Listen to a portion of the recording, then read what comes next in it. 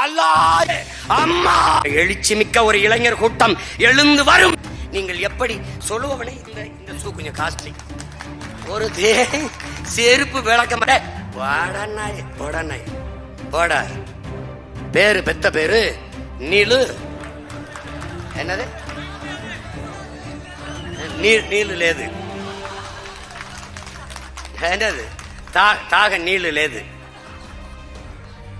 எல்லாத்தையும் பார்த்து படிக்கிறது, இது பார்க்காம வருது எப்படி வருது? என்னப்பா இப்படி பண்றீங்களே அப்பா. முன்னாடி அமர்ந்திருந்த நேரு பெருமகன் எழுந்து காகிதம் இல்லை, என்ன சாயிபு நீங்கள் உருதை கேட்பீர்கள் என்றால் தமிழை கேட்கிறீர்களே என்று கேள்வியை முடிப்பதற்குள் எழுந்து நம் தாத்தா சொல்லுகிறார், இஸ்லாம் எங்கள் வழி, இன்ப தமிழே எங்கள் மொழி. எல்லோரும் சொல்கிறார்களே பெரியார் அம்பேத்கரை ஏற்காதவன் தலைவராகவே இந்த நாட்டில் நாம் ஏற்கக்கூடாது என்று பேசினார்கள். நானும் தான் பேசினேன், பெரியாரை 12 ஆண்டுகள் பேசினேன். எல்லோரும் தான் பேசினார். எங்க தாத்தா கியப்ப விஸ்வநாதம், அண்ணல் தங்கோ எல்லாரும் தான் பேசினாரு. எங்க தாத்தா தேவனைய பாவாணர், புரட்சி பாவலர் பாரதிதாசன் எல்லாரும் தான் பேசினார்கள். கடைசியாக திராவிடம் தீது என்று வந்தான் மொழி ஞாயிறு. எதனால் திராவிடத்தை ஒழிக்க நினைக்கிறோம்? தமிழ் மொழி ஞாயிறை திராவிட மொழி ஞாயிறு என்பார்கள். தமிழின் பாவலனை திராவிட புரட்சி கவிஞன் என்கிறார் ஐயா அப்பா ஸ்டாலின். அப்பா ஸ்டாலின் அப்படி சொல்லும்போது அங்கிட்டு போப்பா, சும்மா கொஞ்ச நேரம் இருப்பா, என்னப்பா இதென்ன சொல்ல வேண்டியது இருக்கு? அவன் வென்று வருவான் திராவிட காலை அப்படின்னு பாடினான். கடைசிக்கு எங்க வந்தான்? அவன் பேரண்ட் வந்தான். எப்படி?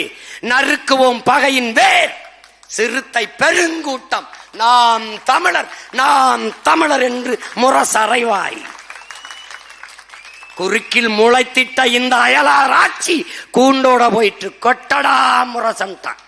குறுக்கில் முளைத்திட்ட அயலார் ஆட்சின்னு எப்ப பாடுறான்? வெள்ளக்காரங்காலத்தில் இல்லை, திராவிடர் ஆட்சியில் பாடுறான். அப்ப குறுக்கில் முளைத்திட்ட அயலார் ஆட்சி எது? இந்த திராவிட திருடர்கள் ஆட்சிதான். நறுமலர் சோலையில் நரிபுக விட மாட்டோம், நாம் தமிழர் என்று முரசறைவாய். வெறி கொண்டு புகும் இந்த அயலார் ஆட்சி வேறற்று போயிட்டு கொட்டடா முரசம்ங்கிறார். சிங்கத்தின் குகைக்குள் சிறு நரிக்கு இடம் கொடுத்தோம். எந்த நரி? இந்த நரிதான், திராவிட நரி.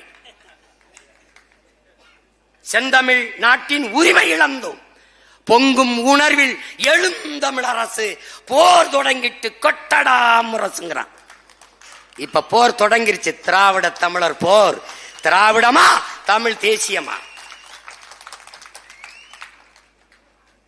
எப்படி? பெரியார் பெரியார சொல்லி ஒத்த ஓட்டு வாங்க முடியல.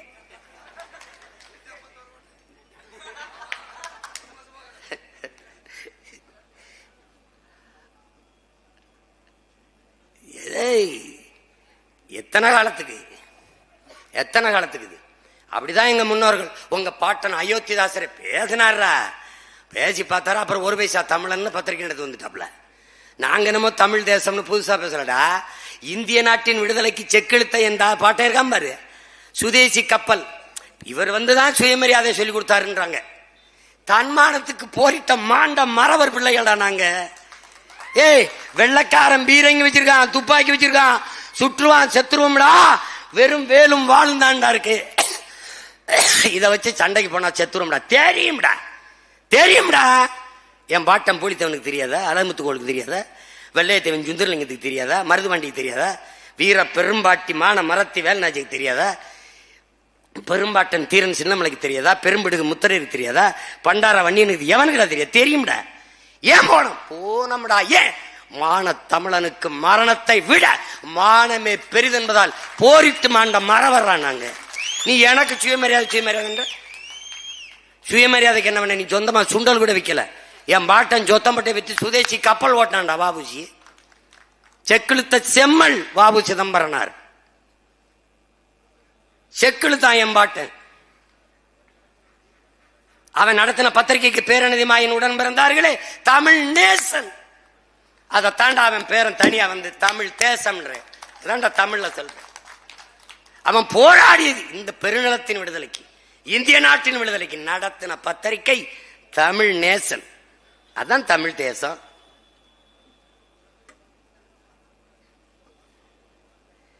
ஆமா. அப்புறம் 246வது ஒரு வழக்கம். எல்லாம் ஒருத்தங்க அண்ணே எங்க ஊருக்கு வந்து ஒரு இது பண்ணுங்க, இல்லைன்னா உங்களுக்கு ஒரு வழக்க வாங்கியாவது நாங்க அடிக்கடி வர்ற மாதிரி பாத்துக்கிறோம். டே ரொம்ப நல்லவங்களா இருக்கீங்களா பாவியெல்லாம் எப்படி இவங்க திராவிட கைப்பிள்ளைகளா இருக்காங்க. இவங்க நம்ம என்ன பண்ண முடியும்? எப்படியோ நீ வசமா என்கிட்ட சிக்கிட்ட. உன் வழக்கு, கோர்ட்டு, தீர்ப்பு, ஜெயிலு ஒன்றும் பண்ண முடியாது. ஆளை பாத்துக்க. டே நான் வாழ பிறந்தவனோ என் மக்களை ஆள பிறந்தவனோ கிடையாது, என் மக்களுக்காக மாள பிறந்தவன் என்று மாண்ட மகத்தான வீரன் பழனி பாபா. இம்மையில் எனக்கு ஜெயில் என்றால் மறுமையில் பெயிலுக்கு ஏக இறைவன் வைத்துக் கொண்டிருக்கிறான். அப்படி புனிதமான காரியத்திற்கு நிற்கும் போது எங்கள் முன் அவர்களின் ஆன்மா, அவர்கள் கொண்ட கனவு எங்களை வழிநடத்தும். அப்படி கைவிட்டு விடாது. எங்களை பெற்றவர்கள் பேரன்பு கொண்டு நாங்கள் நேசிக்கிற எங்கள் உடன் பிறந்தார்கள், இந்த மண்ணின் மக்கள். நாங்கள் யாருக்கானவர்கள் என்று தெரியாதவர்களா? தெரியாமலா 8வது பெட்டியில் மைக்கா சீப்பா என்று தெரியாத சின்னத்தை தேடி சின்ன பிள்ளைகள் எங்களுக்கு 36 லட்சம் வாக்குகளை தந்து 3வது பெரிய கட்சியாக்கி தனித்து நின்ற சிறு பிள்ளைகளை அங்கீகாரம் பெற்ற மாநில கட்சியாக மாற்றினார்கள். ₹1 காசு கொடுக்கல, ஒரு ஓட்டுக்கு 16,000 கொடுத்த, கள்ள ஓட்டு 26 ஓட்டு போட்ட. ஆனாலும் எனக்கு டெபாசிட் வந்துடக்கூடாதுன்னு நீ அப்படியே என்றதை நிறுத்தின. எனக்கு பயந்து கொண்டு நீ கட்டுத்தொகை வராம நிறுத்தணும்னு இவர்கள் சொல்லி நிறுத்தினார்கள். நான் குற்றம் சாட்டுகிறேன். உங்களால் நம்ப முடியல. ஓட்டுக்கு காசு கொடுக்கும் போது தடுக்காத காவல்துறை தேர்தல் ஆணையம், கள்ள ஓட்டு போடும்போது தடுக்காத காவல்துறை தேர்தல் ஆணையம் ஓட்டை மட்டும் நேர்மையாக எண்ணும் என்று நீ நம்பினால் ஒன்னும் உன்னை பண்ண முடியாது. இதோட நிறுத்துவான். ஏன்? இவன்கிட்ட சம்பளம் வாங்குறவன் தானே. ஒரு நாள் நாமும் அதோட நிறுத்துப்பா. அந்த காலம் எவ்வாறு காலம் வரும் என்று காத்திருக்கிற பிள்ளைகள் அல்ல, எங்களுக்கான காலத்தை உருவாக்குகிற தலைவனின் பிள்ளைகள். நாங்கள் உருவாக்கிய தலைவனின் பிள்ளைகள். இதுதான் நடக்கும்னு சொல்லுவோம். நடக்கும். எழுதி வச்சுக்க. 2026 எங்களுக்கான அரசியலின் தொடக்கம். தமிழ்நாடே நாம் தமிழர் கட்சியின் அதுக்குள் அடக்கம். நீ பாத்துக்க. இந்திய இந்த நிலப்பரப்பில் இருந்து பாகிஸ்தான் ஏன் பிரிந்தது? மார்க்கம், மதம், சமயம். ஓர் இறை, ஏக இறைவன் அல்லாஹ். ஒரே வழி, நபிகளின் மொழி. பிரிந்தார்கள், சென்றார்கள். பிறகு எதற்காக பாகிஸ்தான் பிறந்தது, பங்களாதேஷ் பிறந்தது, பிரிந்தது? இதுதான் நாங்கள் எழுப்புகிற கேள்வி. முகமது அலி ஜின்னா தலைமையிலே விடுதலை பெற்று சென்ற மக்கள் உருது ஆட்சி மொழி என்றார்கள். டாக்கா பல்கலைக்கழகத்திலே படித்துக் கொண்டிருந்த முஜிபுர் ரஹ்மானும் அவன் நண்பர்களும் எங்கள் மொழி வங்க மொழி என்னானது என்று எழுப்பினார்கள். நன்றாக கவனித்துக் கொள்ளுங்கள் என் உடன் பிறந்தார்களே. மார்க்கம் ஒன்றுதான், இறை ஒன்றுதான். ஆனால் நீ உருது, நான் வங்காளி. இங்கே மொழி வழியேதான் நிலங்கள், இனங்கள். இந்தியா இத்தனை மாநிலங்களாக பிளந்தது, பிரிந்தது ஏன்? மொழி வழியேதான். தேசிய இனங்கள், நிலங்கள். ஏன் மத வழியே இல்லை? ஏன் சாதி வழியே இல்லை? இல்லை, இருக்க முடியாது. இது வரலாறு. இங்கில்லை, உலகெங்கும். இதுதான் சரித்திரம். நான் இஸ்லாமியன், அவன் அரேபியன், அவன் உருது, அவன் வங்காளி. நான் தமிழன், நான் தமிழன். இந்த நிலத்திலே என்னரும் இஸ்லாமிய சொந்தங்களுக்கு இரண்டு தலைவர்கள் தான். ஒருவன் மகத்தான தலைவன், நம் உயிர் தாத்தா கண்ணியமிக்க காயிதே மில்லத்தவர்கள்.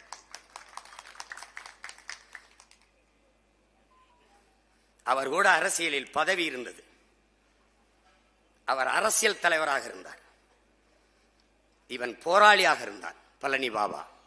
தலைவன் என்பவன் என் உயிர் தம்பி தங்கைகளே மக்களுக்காக போராடுவான். ஒரு புரட்சியாளன் மக்களுக்காக போராடவும் செய்வான், மக்களை போராட தயாரும் செய்வான். அதுதான் பழனி பாபா.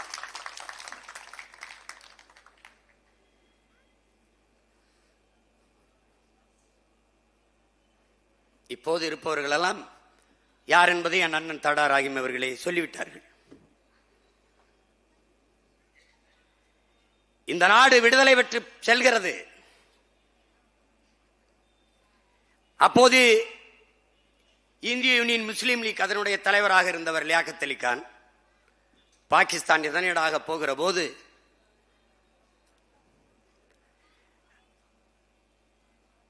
காயிதே மில்லத் அவர்களே, இஸ்மாயில் சாஹிப் அவர்களே, வாருங்கள், நமக்கென்று ஒரு நாடு வந்து விட்டது, வாருங்கள் என்று அழைத்த போது, இல்லை இல்லை, நீங்கள் செல்லுங்கள், நீங்கள் வேண்டுமானால் செல்லுங்கள், இது என் நாடு, என் தாய் நாடு, நான் இங்குதான் இருப்பேன்.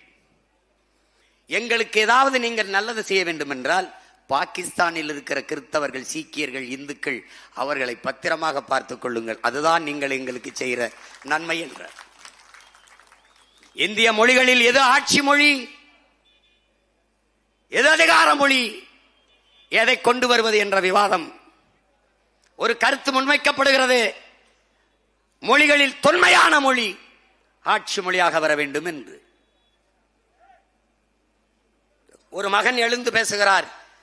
இந்திய மொழிகளிலே தொன்மையான மொழி ஆட்சி மொழியாக வர வேண்டும் என்றால் அது தமிழ்தான் வர வேண்டும். தமிழ்தான் இந்திய மொழிகளிலே மிக தொன்மையான மொழி. இதை எந்த வரலாற்று ஆசிரியனும் தொல்பொருள் ஆய்வறிஞனும் மறுக்க இயலாது. அந்த மொழி என் தாய்மொழி என்பதில் எனக்கு பெருமை என்று பேசியவர் நமது தாத்தா கண்ணியமிக்க காயிதே மில்லத் அவர்கள். முன்னாடி அமர்ந்திருந்த நேரு பெருமகன் எழுந்து, காயிதே மில்லத், என்ன சாயிபு, நீங்கள் உருதை கேட்பீர்கள் என்றால் தமிழை கேட்கிறீர்களே என்று கேள்வியை முடிப்பதற்குள் எழுந்து நம் தாத்தா சொல்லுகிறார், இஸ்லாம் எங்கள் வழி, இன்ப தமிழே எங்கள் மொழி. அடுத்த வார்த்தையை பதிவு செய்கிறார், என் உடன் பிறந்தார்களே, நாங்கள் அல்லாஹ் என்று அழைப்பதற்கு முன்பே அம்மா என்று அழைத்தவர்கள் என்று. அந்த மகத்தான தலைவனின் பேரனும் பேத்திகளும் இங்கே கூடியிருக்கிறோம், நாங்கள் தமிழர்கள் என்று.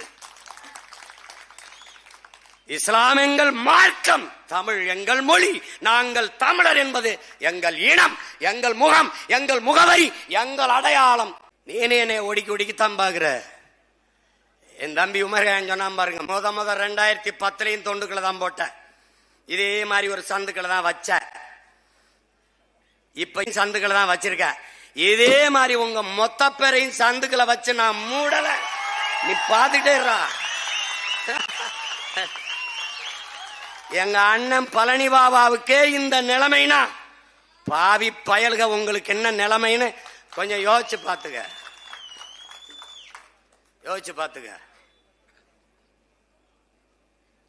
அதே கருத்தை, அதே சிந்தனையை இந்த தலைமுறை பிள்ளைகளுக்கு விதைத்தவன் புரட்சியாளர் பழனி பாபா.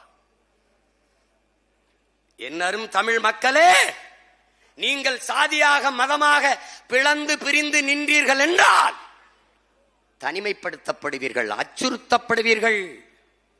மொழி இனமாக நின்றீர்கள் என்றால் வலிமை பெறுவீர்கள், பாதுகாப்பாக வாழ்வீர்கள் என்றார். அதைத்தான் நாங்கள் செய்து கொண்டிருக்கிறோம். நாம் தமிழர் கட்சி இஸ்லாமியர்களுக்கானதா, இல்லை கிறிஸ்தவர்களுக்கானதா, இல்லை இந்துக்களுக்கானதா, இல்ல பௌத்தர்களுக்கானதா, சமணர்களுக்கானதா, வைணவர்களுக்கானதா? இல்லை, இந்த மண்ணின் மக்கள் எல்லோருக்குமானது நாம் தமிழர் கட்சி. ஏன்? இந்த பிள்ளைகளின் தாய் தமிழ், தமிழ் பேரன்பின் தாய். உலக உயிர்களை எல்லாம் ஆரத்தழுவி நேசிப்பவள். இந்த பிள்ளைகள் முன்வைக்கிற அரசியல் எல்லா உயிர்களுக்கும், இந்த கட்சி மண்ணில் வாழும் எல்லா மக்களுக்கும், தலைமை அதிகாரம் எப்போதும் தமிழர்களுக்கு. இதுதான் எங்கள் கோட்பாடு. புல்லுக்கு பூண்டுக்கு நாய்க்கு நரிக்கு ஆட்டுக்கு மாட்டுக்கு கோழிக்கு யானைக்கு புலிக்கு சிங்கத்துக்கு கரடிக்கு செடிக்கு கொடிக்கு மரத்திற்கு எல்லாவற்றுக்கும் அரசியல். இதுதான் உங்கள் பிள்ளைகள் நாங்கள் எடுக்கிற உயிர்மை நேய அரசியல், உலகத்தின் மிக உயர்ந்த அரசியல். கோட்பாட்டை முன்வைக்கிற ஆளுகள் சின்னவர்கள், ஆனால் வேலையை ரொம்ப சீரியஸாக செய்வோம்.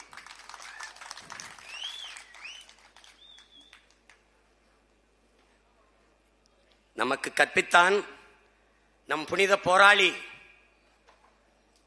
தமிழர்களே, என்னரும் தம்பி தங்கைகளே, இன உணர்வு கொள்ளாதீர்கள், இனப்பற்று கொள்ளாதீர்கள், இனவெறி கொள்ளுங்கள். இல்லை என்றால் நீங்கள் ஆளப்படுவீர்கள், ஒருபோதும் ஆளமாட்டீர்கள்.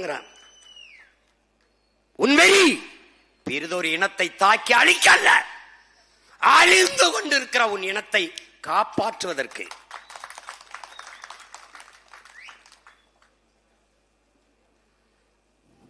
அவன் சாதாரண ஆள் நினைக்காத. இஸ்லாமியர்களுக்காக வந்தவன் இஸ்லாமியர்களுக்காக போரான் நினைக்க. ஒட்டுமொத்த தமிழ் சமூகத்துக்கான தமிழ் தேசிய போராளி புரட்சியாளன்.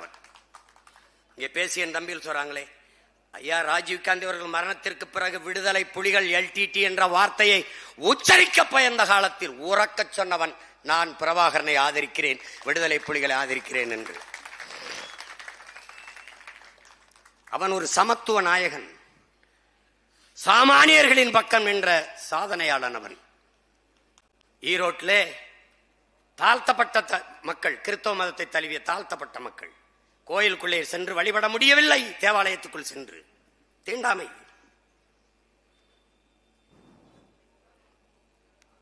அங்கே ஒரு அருள் தந்தை அந்த மக்களை அழைத்துக் கொண்டு, கர்த்தரே கர்த்தரே எம்மை காப்பாற்றும், கர்த்தரே எங்களை ரட்சியுங்கள்னு கத்திக்கொண்டு கோயிலுக்குள்ளே தேவாலயத்துக்குள்ளே மக்களை அழைத்துக் கொண்டு செல்கிறார்.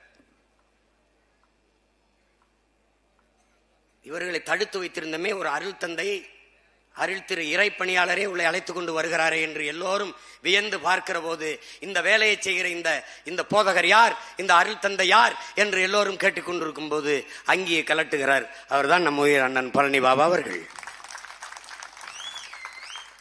மறைந்த ஐயா எம்ஜிஆர் அவர்களோட நெருக்கமான நட்பு.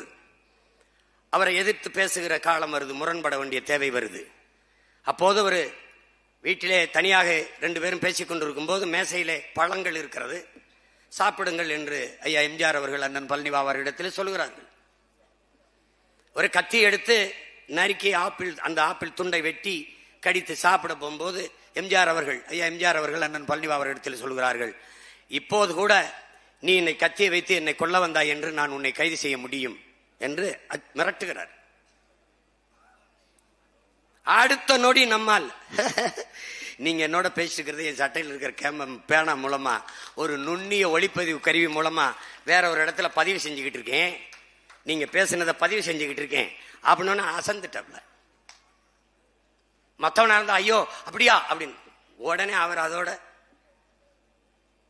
பயந்துட்டாரு, அதிர்ந்துட்டாரு. உலக நாட்டில் எல்லா நாட்டின் சட்டங்களும் தெரியும், எல்லா நாட்டு சட்டமும் தெரியும். எல்லா மூத்த தலைவர்களோடும் நெருக்கமான நட்பு. எல்லோரையும் நம்பினார். ஒடுக்கப்பட்ட, அதுவும் குறிப்பாக இஸ்லாமிய மக்களுக்கென்று அவர்கள் பாதுகாப்பாக இருப்பார்கள் என்று நம்பி நம்பி நம்பி நம்பி கடைசியாக தெரிகிறது இவர்களை நம்பி பயனில்லை, இனி நாமே இந்த மக்களை அரசியல் படுத்தி அணிதிரட்டி ஒரு இயக்கமாக மாறலாம் என்று நினைக்கும் போது கொல்லப்படுகிறார். அதே பின்னத்தியராக வந்த நாங்கள் எல்லாரையும் நம்பி நம்பி இந்த கட்சிகள், இந்த தலைவர்கள், இந்த அதிகாரங்கள் எங்கள் மொழியை காக்கும், எங்கள் இனத்தை காக்கும், எங்கள் நிலத்தை காக்கும், எங்கள் வளத்தை காக்கும், எங்கள் உயிரை காக்கும், உரிமையை காக்கும் என்று நம்பி நம்பி நின்றவர்கள் என்னரும் தமிழ் மக்கள் ஈழ தாயகத்தில் கொன்றளிக்கப்படுகிற போது இவன் எவனுமே எனக்கானவன் இல்லை என்ற தெளிவு வந்த பிறகுதான் நாங்கள் இந்துக்களும் அல்ல, இஸ்லாமியர்கள் அல்ல, கிறிஸ்தவர்கள் அல்ல, இவை எங்கள் அடையாளங்கள் அல்ல, நாங்கள் வழிபாட்டுக்காக சார்ந்திருக்கிற சமயமும் மார்க்கமும் மதமும் தானே ஒழிய நான் தேவரோ தேவேந்திரரோ நாடாரோ கோனாரோ செட்டியாரோ பிள்ளையோ முதலியோ படையாச்சியோ பறையரோ உடையாரோ அல்ல, முத்தரையரோ அல்ல. இவையெல்லாம் என் அடையாளங்கள் அல்ல. நாங்கள் சார்ந்திருக்கிற குடிகள், அவ்வளவுதான். ஆனால் என்னுடைய அடையாளம், நான் இந்த நிலத்தை தாண்டி கேரளாவிற்கோ, இந்த நிலத்தை தாண்டி ஆந்திராவிற்கோ, இந்த நிலத்தை தாண்டி பீகாருக்கோ, குஜராத்திற்கோ, அல்லது இந்திய பெருநாட்டை தாண்டி அமெரிக்காவுக்கோ, ஆஸ்திரேலியாவுக்கோ, ஆப்பிரிக்காவுக்கோ, பிரான்ஸுக்கோ, ஜெர்மனிக்கோ, பிரிட்டனுக்கோ எங்கு சென்றாலும் ஐ ஆம் இந்து என்று சொல்ல முடியாது. நான் கிறிஸ்தவன் என்று சொல்ல முடியாது. நான் இஸ்லாமியன் என்று சொல்ல முடியாது. நான் தேவர் என்றோ, தேவேந்திரர் என்றோ, நாடார் என்றோ, கோனார் என்றோ சொல்ல முடியாது. அவன் கேட்பான் who are you என்று. நான் சொல்ல முடியாது. அப்ப எது என் அடையாளம்? உலகத்தின் எந்த ஓரத்திற்கு சென்றாலும் நான் தமிழன் என்பதுதான் என் அடையாளம். என்னரும் தம்பி தங்கைகளே, இதைத்தான் நமது தாத்தா புரட்சி பாவலன் பாடுகிறான். எங்கு பிறப்பினும் தமிழன் தமிழனே, இங்கு பிறப்பினும் அயலான் அயலானே என்று பாடுகிறார். வேறு மாநிலத்தில் இருப்பவர்கள் இங்கு வந்தால் திராவிடராகி விடுவார்கள். வட இந்திய மாநிலங்களில் இருக்கிற பீகார், குஜராத் இங்க வந்தால் இந்தியராகி விடுவார்கள். ஆனால் நீயும் நானும் இந்த நிலத்தில் எங்கு சென்றாலும் இனம் மாறுவதில்லை. எங்கு சென்றாலும் நாம் தமிழர்கள் தான். கர்நாடகாவிலே 1.25 கோடி தமிழர்கள் தான். கேரளாவில் 20-30 லட்சம் தமிழர்கள் தான். ஆந்திராவிலே 26-30 லட்சம் பேர் தமிழர்கள் தான். மராட்டியத்திலே 36 லட்சம் பேர் தமிழர்கள் தான். ஆஸ்திரேலியாவிலே, பிரிட்டனிலே, கனடாவிலே, பிரான்சிலே, ஜெர்மனியிலே, எல்லா நாடுகளிலும் பரவி வாழ்கிறோம். ஆனால் நாம் அங்கு போய் இனம் மாறவில்லை, நிறம் மாறவில்லை. எங்கு சென்றாலும் நாங்கள் தமிழர்கள் தான்.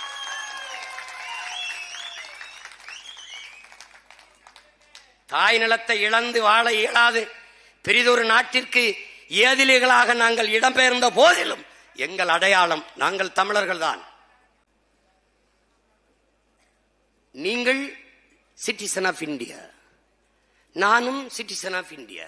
நீங்களும் இந்திய நாட்டின் குடிமக்கள், நானும் இந்திய நாட்டின் குடிமக்கள், அவரும் இந்திய நாட்டின் குடிமக்கள், குடிமகன். பிறகு இவர் என்ன சிறுபான்மை, அவர் என்ன பெரும்பான்மை? இந்த கேள்விக்கு எவரிடத்திலே பதில் இருக்கிறது? சிறுபான்மை மக்களுக்கென்று சலுகை என்கிறார்கள். நாட்டின் குடியரசுத் தலைவராக இவர்கள் தாழ்த்தப்பட்டவர்களை, இஸ்லாமிய மக்களை தேர்வு செய்வார்கள். ஆனால் இந்த நாட்டின் முதன்மை அமைச்சராக, பிரதம அமைச்சராக ஒரு இஸ்லாமியரை, கிறிஸ்தவரை தேர்வு செய்வார்களா? பிறகு என்ன சிறுபான்மை மக்களுக்கு சலுகை? சிறுபான்மை மக்களுக்கு சலுகை 18 விழுக்காடு சரக்கு மற்றும் சேவை அந்த வரி. இது கிறிஸ்தவர் இஸ்லாமிய மக்களுக்கு 10 விழுக்காடு என்று வரி விதிப்பார்களா? இல்லை. பிறகு எந்த இடத்தில் அவன் சிறுபான்மை? சிறுபான்மை என்றால் சலுகை கிடைக்கும். நான் உங்களிடத்திலே கேட்பது, உங்களுக்கு வேண்டியது சலுகையா, உரிமையா? இதுதான் நீங்கள் எல்லோரும் உங்களுக்குள்ளே எழுப்பி பார்க்க வேண்டிய கேள்வி.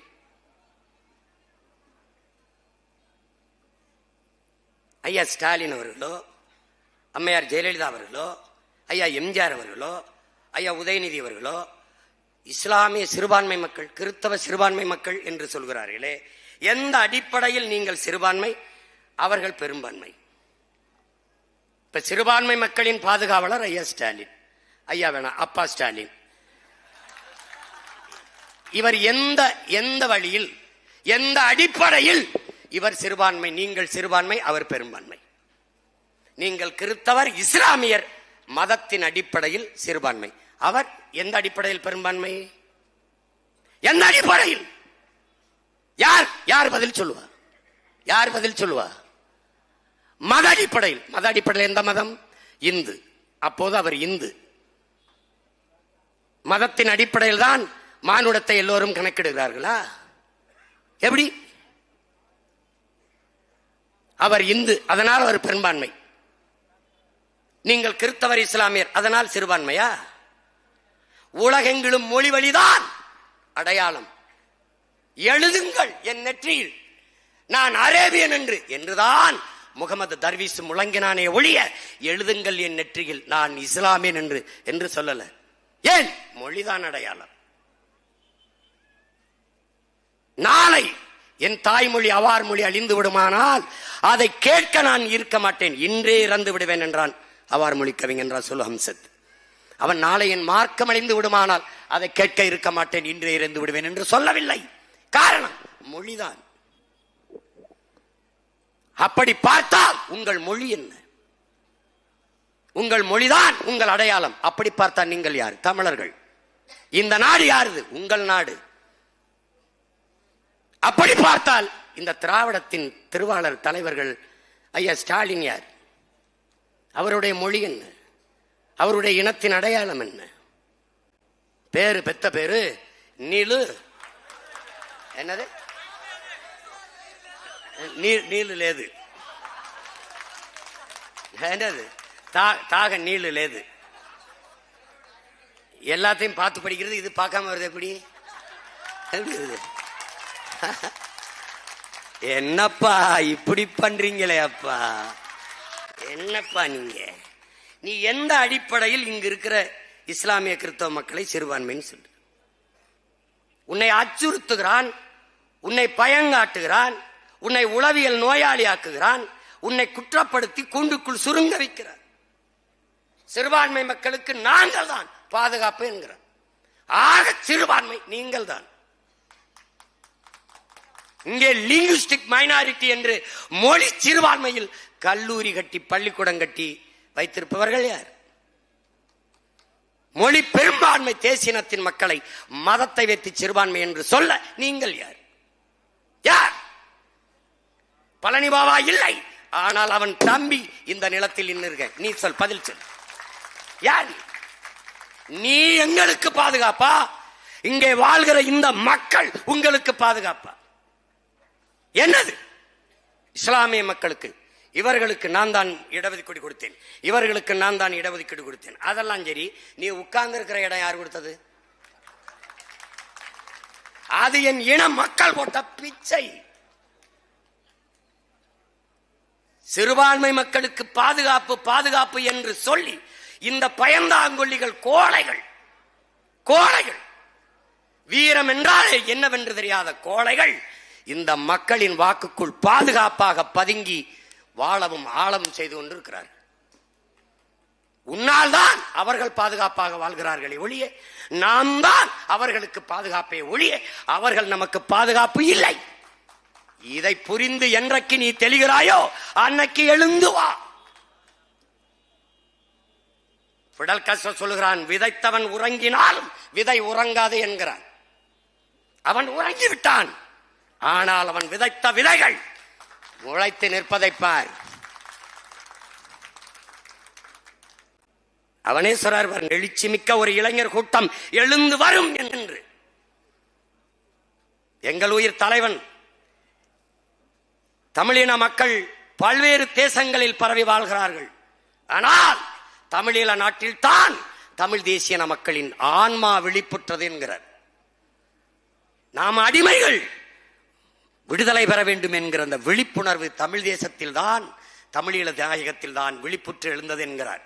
இன்றைக்கு அவன் பிள்ளைகள் தமிழர் தாய் நிலத்திலே தமிழ் தேசிய மக்களின் ஆன்மாவை விழிப்புறச் செய்து கொண்டிருக்கிறோம்.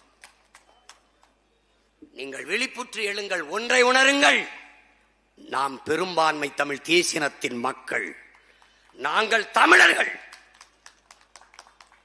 ஏன் மதம் மாறிக்கொள்ளக்கூடியது? உடன் பிறந்தார்களே, மொழியும் இனமும் மாறிக்கொள்ள முடியாது. இன்றைக்கு இந்துவாக இருக்கிற நான் நாளைக்கு இஸ்லாத்தை ஏற்கலாம். ஏற்றிருக்கிறோம். நம்ம அருமை சகோதரன், என் அன்பு சகோதரன் உடன் பிறந்தார் ஏஆர் ரஹ்மான் இஸ்லாத்தை ஏற்றிருக்கிறார். அவருடைய சொந்த அக்கால் மகன் என் தம்பி ஜிவி பிரகாஷ் அதே சமயத்திலே இருக்கிறார். நாம் பெரிதும் போற்றுகிற இசை இறைவன், இசை அவதாரம் என்னுடைய தந்தை இளையராஜா, அவர் வழிபட்ட, அவர் ஏற்றிருந்த அந்த மதத்திலே இருக்கிறார். ஆனால் என் தம்பி யுவன் சங்கர் ராஜா இஸ்லாத்தை ஏற்றிருக்கிறார். அது மாறிக்கொள்ள முடியும்.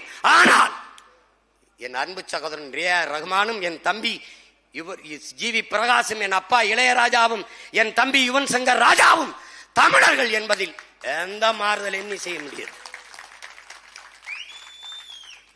செய்ய முடியாது.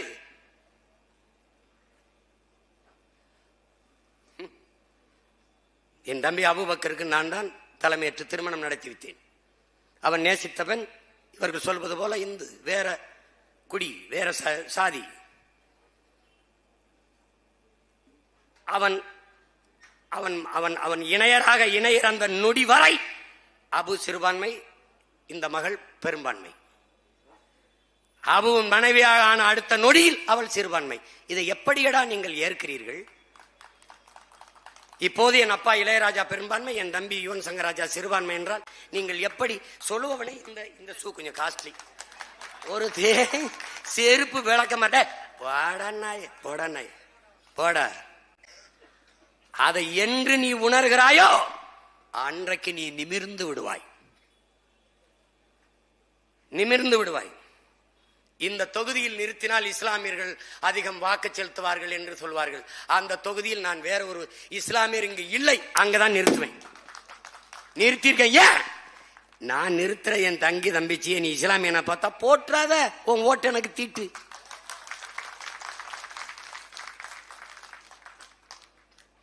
புதிய கல்விக் கொள்கையை நாங்கள் எதிர்க்கிறோம், ஏற்க மாட்டோம். மும்மொழி கொள்கையை ஏற்க மாட்டோம்.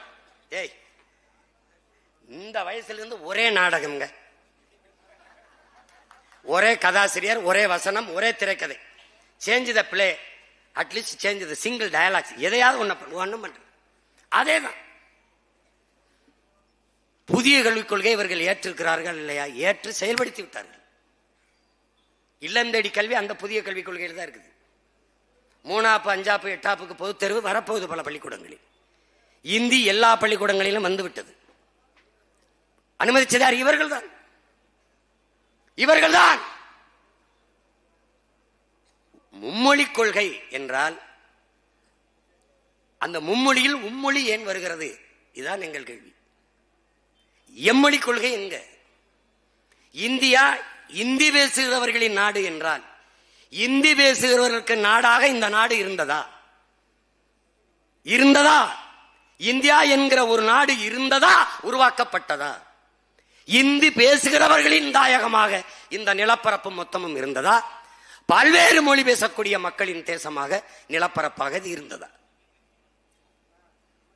இந்த கேள்விக்கு யார் இடத்தில் பதில் இருக்குது? இந்தியா ஒற்றுமை மிக்க, ஒருமைப்பாடு மிக்க, இறையாண்மை கொண்ட நாடாக இருக்க வேண்டுமானால் இந்தியாவில் இருக்கிற எல்லா மொழிகளும் ஆட்சி மொழியாக ஆக வேண்டும். அதான் வழி, ஒரே வழி அதுதான்.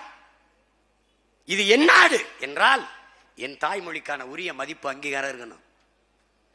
26,000 பேர் தான் இந்த நாட்டில் சமஸ்கிருதத்தை பேசுகிறார்கள் என்பது அவர்கள் கொடுத்த அறிக்கை தான்.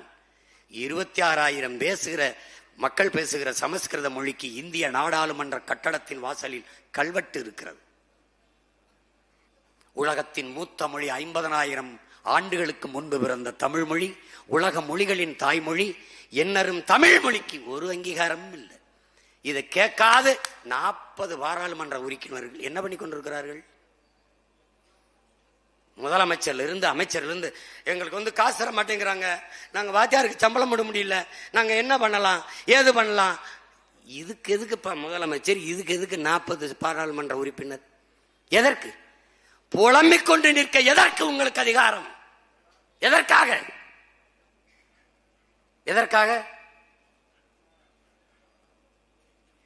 இவர்கள் நடத்துகிற பள்ளிக்கூடங்களில் எல்லாம் இந்தியை படிக்க வாய்ப்பு ஏற்படுத்தி விட்டார்கள்.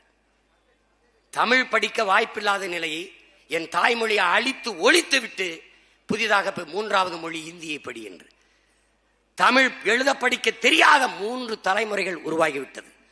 தமிழ் இனம் அழிந்து விட்டது.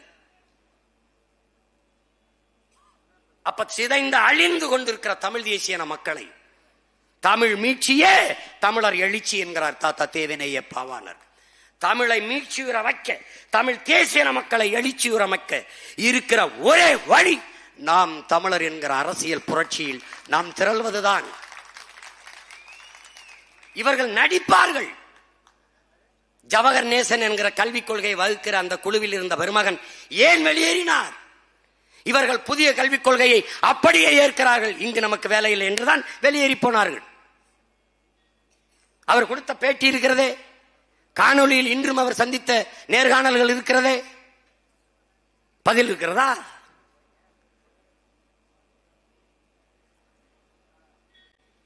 இவர்கள் தமிழ் வளர்க்கிறது எப்படி?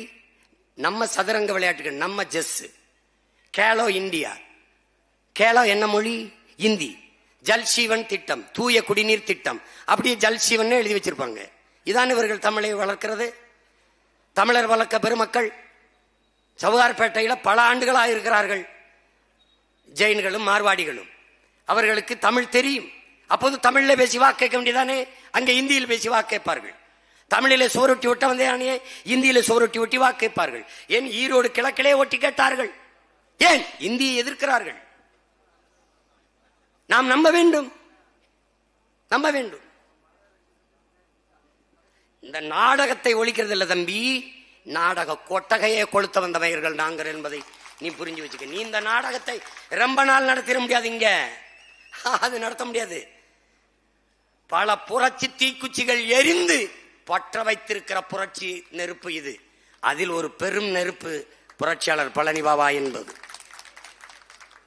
எங்களின் மொழிக் கொள்கை உடன் பிறந்தார்களே தமிழர்களுக்கு மட்டுமல்ல, இந்த நிலத்தில் இருக்கிற ஒவ்வொரு தேசினத்திற்கும், தெலுங்கருக்கும், கன்னடருக்கும், மலையாளிக்கும், துளுவருக்கும், பீகாரிக்கும், குஜராத்திற்கும் அவனவன் தாய் நிலத்திலே அவனவன் மொழி ஆட்சி மொழி,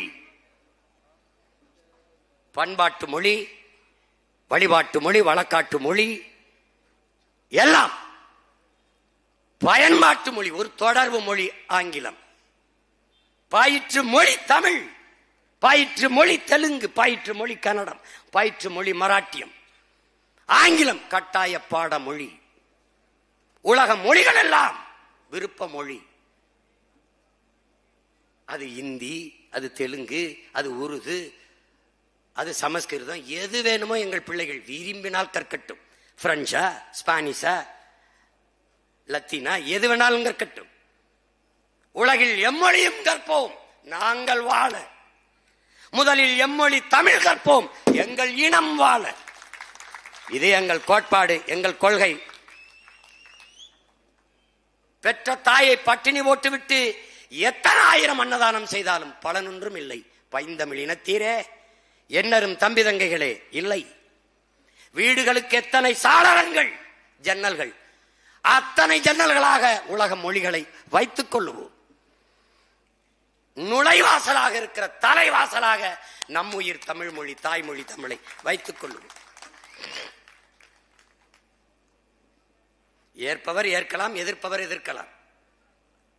எதிர்ப்பவரையும் நாங்கள் ஏற்கிறோம். ஏன்? எதிரி எப்போதும் எங்களுக்கு பலத்தை கூட்டுவான், துரோகி எப்போதும் எங்களுக்கு வெறியை கூட்டுவான்.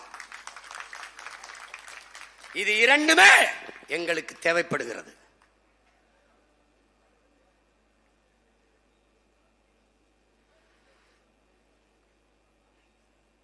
பேசலாம். பழனி பாபா என்கிறவன் ஒரு பாட புத்தகம் அல்ல என் உடன் பிறந்தார்களே, அவன் ஒரு பல்கலைக்கழகம். அதில் படித்த மாணவர்கள் ஏராளம். அதனால்தான் பழனி பாபாவின் மாணவர்கள் என்று இயக்கத்தை என்னரும் தம்பிகள் நிறைய வைத்திருக்கிறார்கள். ஏன் நான் பழனி பாபாவை பேசுகிறேன், மற்றவர்கள் பேசுவதில்லை? ஏன்? ஏனென்றால் அவன் வழித்தடத்தில் அவன் பின்னவர்கள் நாங்கள் சென்று கொண்டிருக்கிறோம். முன்னவன் கால் தடத்தில் நடக்கும்போது ஒவ்வொரு தடத்திற்கும் நன்றி சொல்ல நாங்கள் கடமைப்பட்டவர்கள். இவர்கள் ஏன் போற்ற மாட்டார்கள்? என் அண்ணன் தடா ரஹீம் அவர்கள் குறிப்பிட்டது போல, கருப்பு சட்டையை போட்டு பேசுறார், சிவப்பு சட்டையை போட்டு பேசுறார், மஞ்சள் சட்டை. சட்டையின் வண்ணத்தை பார்க்காதரா, என் எண்ணத்தை பாருடா, என் எண்ணத்தை பாரு. கேவலம் இந்த சின்னத்துக்கு ஓட்டு போட்டே 60 ஆண்டுகளா எங்களை தூக்கி இப்ப சந்துக்களை போட்டிருக்க. இன்னும் ஒண்ணு இருக்கு, சுடுகாட்டுல போடுறது. அப்போதும் சொன்னேன், இப்போதும் சொல்வேன், எப்போதும் சொல்வேன், நீங்கள் போட்டா போடுங்கள், இல்லை என்றால் போங்கள். ஆனால் இது எங்கள் பிறவிக் கடமை, நாங்கள் செய்வோம். எங்களுக்காக இறந்தவனை நாங்கள் மறந்து கடந்து போனால் இறந்து போன பிணத்திற்கு இணையானவர்கள். முதலில் அவன் எங்களுக்கு கற்பித்தது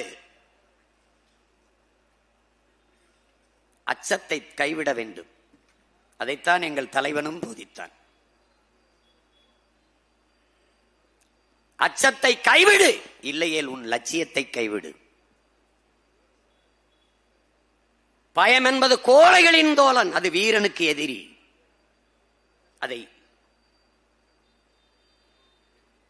அஞ்சுவதும் அடிபணிவதும் தமிழன் பரம்பரைக்கே கிடையாது. இதை எங்களுக்குள் புகுத்தியவர் எங்கள் உயிர் அண்ணன் பழனிபாபா அவர்களும் எங்கள் உயிர் தலைவர் மேதகுவே பிரபாகரன் அவர்களும். அவன்தான் என் அன்பு மக்களே இந்த நிலத்தில் சொன்னான், இஸ்லாம் ஒரு மார்க்கம், தூய வழி, ஒரு புனித வழி. மார்க்கம்தான் எங்களிடத்தில் வந்தது. நாங்கள் இங்குதான் இருந்தோம். என்னவாக இருந்தோம்? தமிழர்களாக இருந்தோம். கற்பித்தவன் யார்? அவன்தான். படமாக என் முன்னே இருப்பவன் தான் எங்களுக்கு பாடமாக இருந்தான்.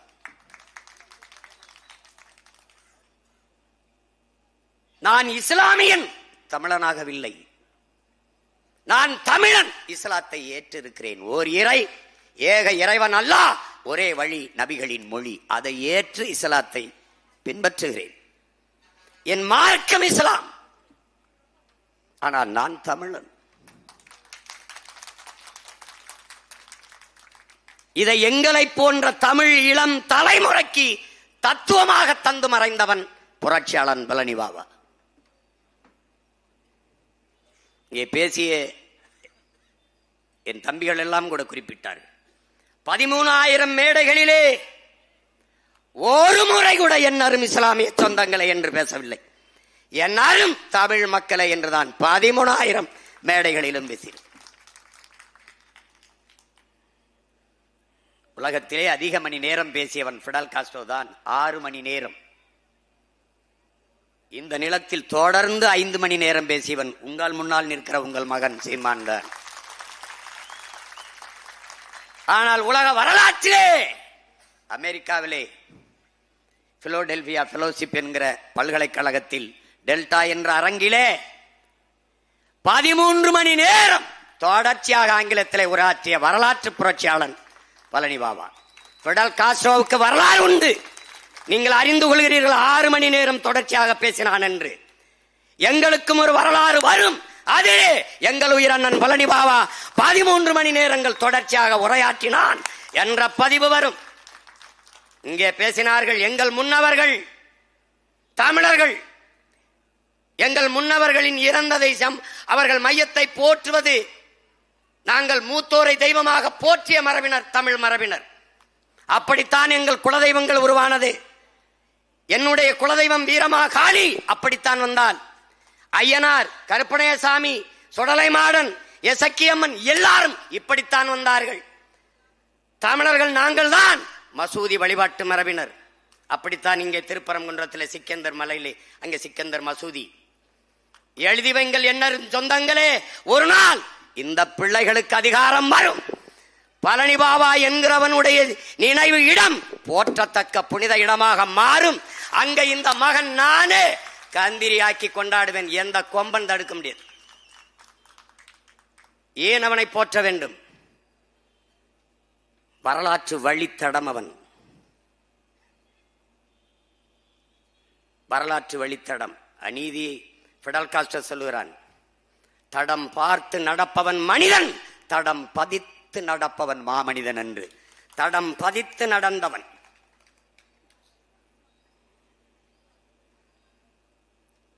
புரட்சியாளர் செய்வரா, அநீதியை கண்டு அதை பொறுத்து கொள்ள முடியாமல் நீ கோபப்படுவாயா, ஆனால் நீனும் என் தோழனே என்கிறான். அப்படி கோபப்பட்ட, ஒடுக்கப்பட்ட, அடித்தளத்தில் அழித்து வைக்கப்பட்டு தாழ்த்தப்பட்டு வீழ்த்தப்பட்ட மக்களின் தோழனாக இருந்தவன் புரட்சியாளன் பழனிபாபா அவர்கள். ஒரு இஸ்லாமிய கவிஞன், புரட்சி கவிஞன் எழுதுகிறான், என் வீட்டை இடித்தவன் தடுக்க போராடி என்னை பயங்கரவாதி என்கிறான். என் கண்முன்னே என் தாய் தந்தையரை கொன்றவன், என் அக்காதங்கையை வன்புணர்வு செய்து கொலை செய்தவன் தடுக்க போராடி என்னை தீவிரவாதி என்கிறான். என் கண்முன்னே நாட்டை அழித்து நாசமாக்கியவன் அதை தடுக்க போராடிய என்னையை பயங்கரவாதி என்கிறான். அப்படியே எழுதி வந்து சொல்லுவான். அப்படி பார்த்தால் இந்த தீவிரவாதம், பயங்கரவாதி, தீவிரவாதி என்ற சொல் எவ்வளவு புனிதமானது என்று எழுதினான். அந்த கவிஞன் எழுதிய கவிதைக்கு வடிவமாக வாழ்ந்தவன் நம்முயிர் அண்ணன் பழனி பாபா அவர்கள். அநீதியை எதிர்த்தால் நான் அயோக்கியனா? ஆம், நான் அயோக்கியன். என் இஸ்லாமிய மக்களின் மீது திராவகத்தை வீசுகிற போது தடுக்க நான் போராடினால் தீவிரவாதியா? ஆம், நான் தீவிரவாதி. உரிமை இழந்து நிற்கிற மக்களுக்காக நான் பேசினால் பிரிவினைவாதியா? ஆம், நான் பிரிவினைவாதி. இந்த தேசம் கொடிய சட்டங்களை போட்டு என்னை அடக்கி ஒடுக்குமானால் அதை தகர்ப்பதற்கு நான் போராடினால் தேச துரோகி என்றால் ஆம், நான் தேச துரோகி. அப்படி பார்த்தால் இது எவ்வளவு புனிதமான வார்த்தைகள். நேரடி வழித்தோன்றலாக உங்கள் முன்னால் நிற்கிற மகன் இருக்கிறேன். 130 வழக்கு, 127 முறை சிறை. எனக்கு 230 வழக்குகள். இதில் ஒன்றில்தான் நான் அவர் கண்ணன்.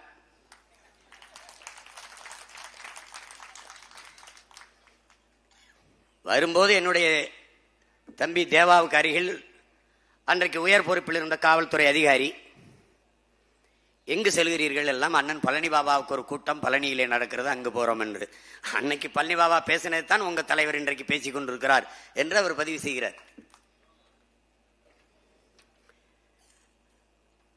ஒரே நோக்கத்திற்காக ஒரே தளத்தில் ஒரே நிலத்தில் ஒரே இனத்தில் நிற்பவர்கள் நாங்கள் ஒரே மாதிரி தான் பேசியாக வேண்டும், வழி இல்லை.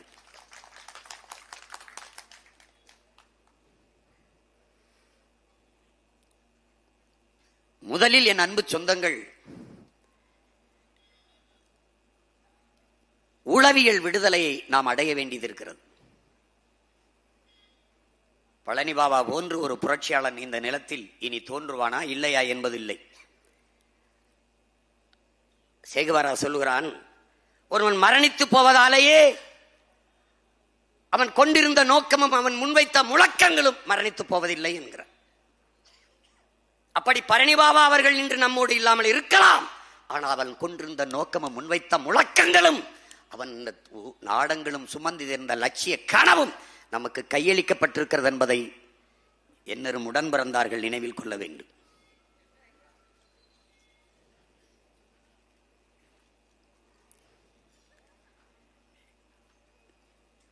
திரும்ப திரும்ப அவர் நம் இடத்திலே பதிவு செய்கிறார்,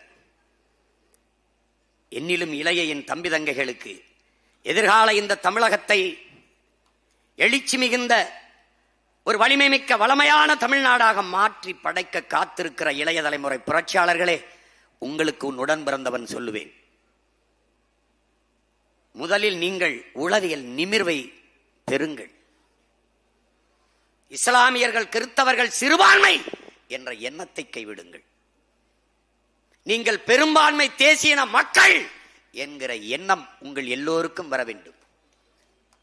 இது உங்கள் நாடு, இது உங்கள் நிலம், இது உங்கள் இனம், நீங்கள் தமிழ் இனம், நாம் தமிழர்கள் என்ற பெருமிதம் திமிர் உங்களுக்கு வர வேண்டும்.